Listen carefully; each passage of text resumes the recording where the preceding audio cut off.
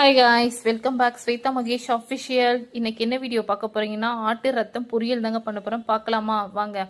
அதுக்கு ஆட்டு ரத்தம் வாங்கின உடனே நல்லா வாஷ் பண்ணிக்கலாங்க. அதில் ஆட்டுடைய முடியெல்லாம் இருக்கும், அதனால கொஞ்சம் பார்த்து நல்லா மேலுக்க க்ளீன் பண்ணி எடுத்துருங்க. எடுத்துட்டு நல்லா ரத்தத்தை நல்லா கையிலேயே வச்சு நல்லா கரைச்சி எடுத்துடலாம். எடுத்துட்டு தேவையான அளவுக்கு சால்ட்டு போட்டுட்டு ஒரு 1/4 ஸ்பூன் மிளகாய் தூள், மஞ்சள் பொடி போட்டு ஒரு கலரி வச்சிடலாங்க. இங்கே வந்து தாளிப்பு கொடுத்துடலாம். அதுக்கு ஒரு கடாய் வச்சுட்டு கடாயில் எண்ணெயை ஊற்றிட்டு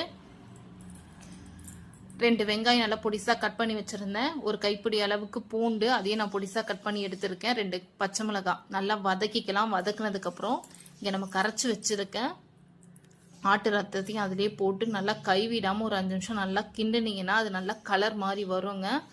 நல்லா ஃபுல்லாக கலர் மாறிடுச்சுன்னா ரத்தம் வெந்துருச்சுன்னு அர்த்தம். லாஸ்ட்டில் பெப்பரை போட்டு இறக்குனீங்கன்னா சுவையான ஆட்டு ரத்தம் ரெடி. இது உடம்புக்கு ரொம்ப நல்லதுங்க. நீங்களும் உங்கள் வீட்டில் ட்ரை பண்ணி பாருங்கள். பாய்.